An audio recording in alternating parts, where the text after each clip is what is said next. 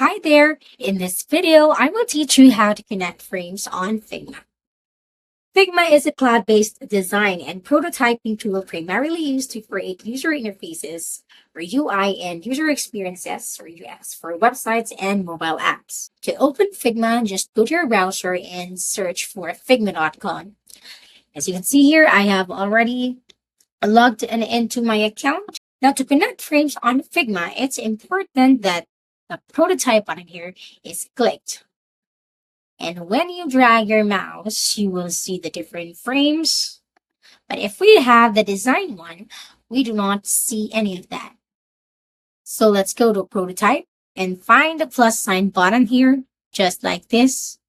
Drag it to any of your desired frames. You can connect as many as you want. Just simply click the plus sign button and drag.